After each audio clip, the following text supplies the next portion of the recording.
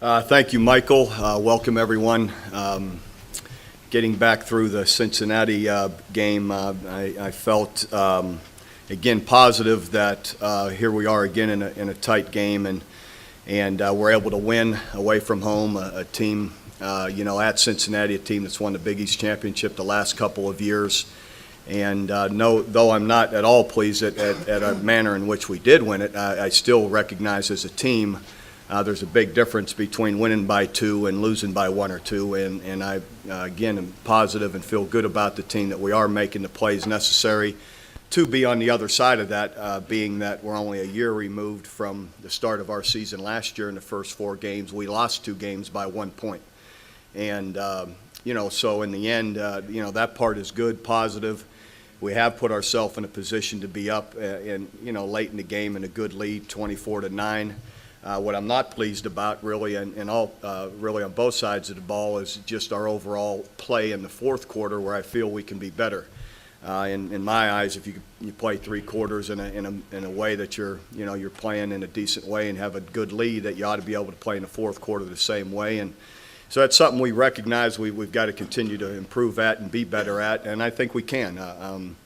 Again, I still am very happy and pleased with the attitude, the work ethic, the way the players are preparing, and we got to learn from it and keep building on it. But some of the guys that really played well, again, offensively, Ryan Broyles has the 5th straight game over 100 yards receiving. I think 7th straight game with 10 or more receptions. Again, Landry Jones had an excellent day. When you're on the road, throw for 74 or 5 yards, whatever it was, is another excellent day.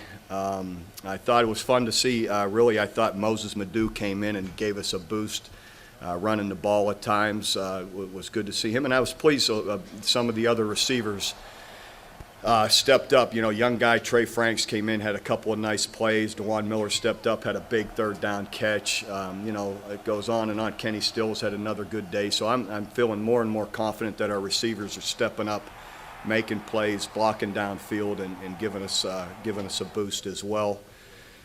Defensively, some guys that played well. Jonathan Nelson had a huge game. Jamel Fleming again. Travis Lewis, Jeremy Beal, the usual guys. Overall, for a good part of the game, up to 3 quarters, we had a few breakdowns, but still playing in a decent way to be up 24-9. And then we had a poor fourth quarter, and that's some of it due to missed tackles, some of it due to being out of position on the run game and or the pass game. So we're working to iron those things out, have more consistency. And believe we will. We've had it in the past, and I believe there's quality players there to get it done. Kicking game was overall pretty good again, and so anyway, it gets us into this game with Texas here this week, first conference game, and a big step in going through your conference play when you start off with this game. It's exciting. As everyone knows, and it means a lot, of course, when you're looking at the South Division and Big 12 championship race. So it's one that everybody embraces and everybody's excited about.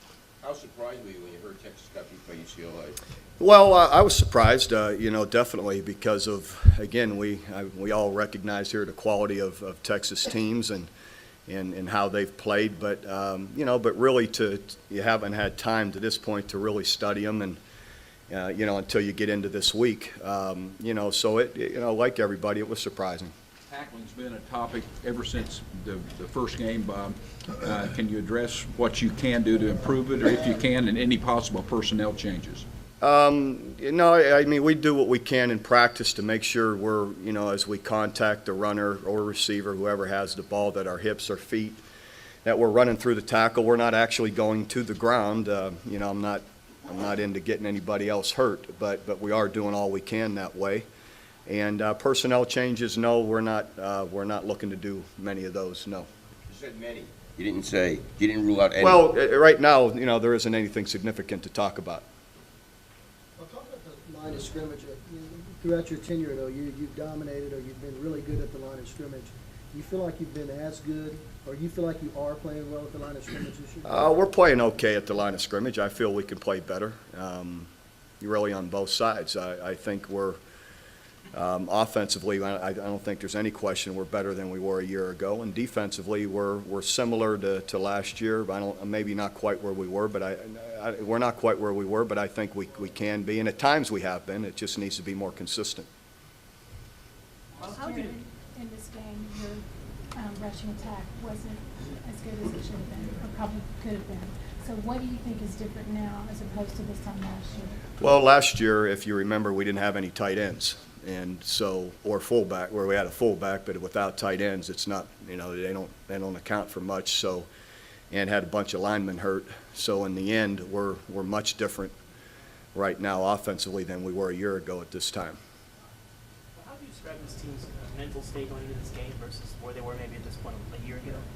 Well, obviously after losing a couple of tough games and the number of injuries that we had, a year ago at this time we were not in a good place. Though our guys were competitive, we played hard, they prepared for the week and went in with the idea of winning and played a good game. But I don't think there's any question our attitude, our preparation, our experience is much different than it was a year ago. I mean, at quarterback it's different.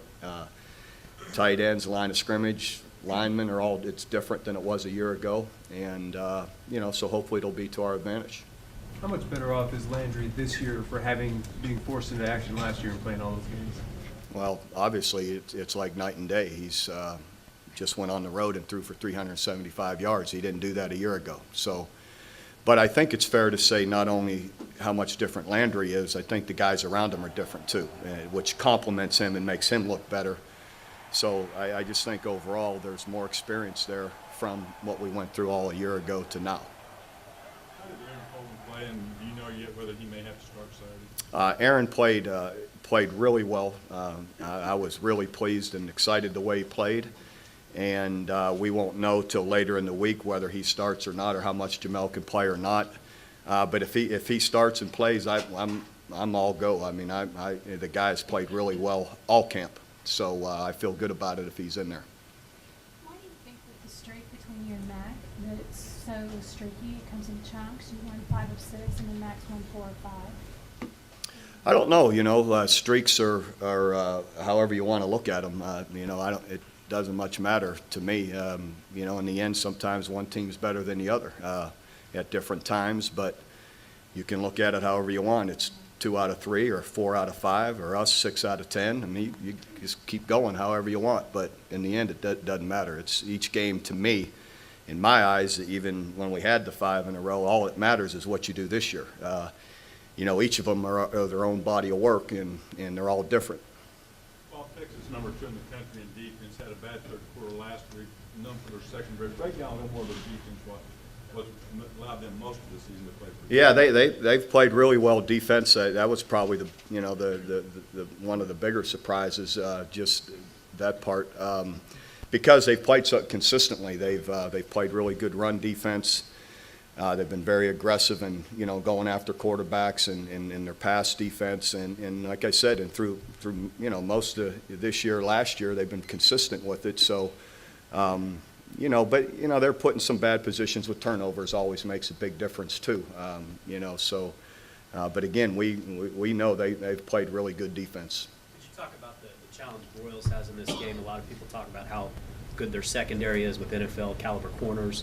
This is an opportunity for him to have Well, again, it isn't just Ryan. You're not going to get it done with one guy. These other receivers, which I have been really pleased with this year, have really stepped up. Cameron Kinney to everybody that I've listed. Those guys all need to step up and make their share of plays. And if each of them makes 2-3 plays, then it's harder to focus on one guy. And we plan to spread it around and use them all. Bob, you're not running it very well since the first game. Is that a concern, or is that just what defenses are doing, or what's going on? No, it needs to improve. It isn't what it as consistent as it needs to be. It gets down to some better execution and finishing some blocks, and or even some of the way we're calling things to give them more opportunities. I will say some of it definitely though shows up in the passing game, the way people are defending you. You know, there's opportunities. We've had a lot of success with play-action passes, and a lot of those quick screens that we run are a complement. In our eyes, those are runs. And if somebody's going to squeeze you, you know, in such a manner to take away the run game, then you pitch it out there, and those guys have a chance to pick up yards too, and we've done that pretty consistently. So sometimes that's a little deceiving. So when you say that the screen game's part of the running game, is that because everybody's in the box and those Right. guys are out there on their own? Exactly, and it's been fairly effective. I don't think anyone would argue that. So, again, if that's kind of sometimes the choice the defense makes to hunker on in there, and they're going to outnumber you with the run game, it's going to be harder to run it, and you ought to have opportunities there. And, you know, so some of the time, we've had good opportunities there. You talked about Moses. Would you like to see him get a few more snaps? I'm not, you know, yeah, I'd love to see him get a few more snaps, but, you know, we've got good players, and we work them in there best we can, and you know, so in the end, we'll see where that goes. But we're not sitting up there counting how many snaps each guy has. I mean, we do it the best we can when guys need spelled or how we feel confident in a guy, and we'll keep doing it that way. Talk about the defensive line, if you will, that they're at least the tackle and nose guard position, because you know what you lost last year, and Adrian's not quite healthy, and now you're losing Walker, I guess. Can you address how you feel going into the game? Well, those guys are all, you know, they've been playing pretty well overall. I think Stacy McGee has come on and been solid. Jamarcus McFarland has. Daniel Noble, the young guy, has been, you know, pretty good too. So I don't know. We feel good and solid with those guys. And again, I think each game they continue to make good improvement. Has Moses shown you any concern for ball security in the last couple of games? Oh, there's no question that's an issue. You know, he's hasn't lost it, but he's had it on the ground. But listen, I love Moses Madu, and I think he's a heck of a player. He brings a spark. He catches. He's, you know, but he can be a little more consistent taking care of the football. Definitely, that's always a factor. And in this game, to me, it's been the number one factor in winning and losing this game. Where is Frank Alexander at with that ankle? He's, you know, in my eyes, back to full strength, or he's pretty close to it. What's your take on Gilbert and the way Texas is running their offense this year? Well, their offense this year and Garrett Gilbert, they're very similar to a year ago. You see a little more of the running back in the home set or behind the quarterback, a little more of that, so there's a little more downhill run game, a little more play action off of it. Those kind of things, that you see complementing what they've always done well in the past. What about him, though? He's highly recruited, but 4 interceptions, 4 touchdowns. He's been inconsistent, flashes good, flashes bad. What have you seen on film of him? Well, I still think he's a heck of a quarterback. I've watched him, coming up, and then watched him, of course, in the championship game and what he's done this year. So he's a guy with a good arm, a very capable guy, and it's kind of like what I said about Landry at times. It's the whole cast with him, with him to complement him as well. So a very capable guy with a good arm, and I'm not around him, but I'm sure he's a bright guy too. It seems that way to me. What makes the Texas secondary so effective from your perspective?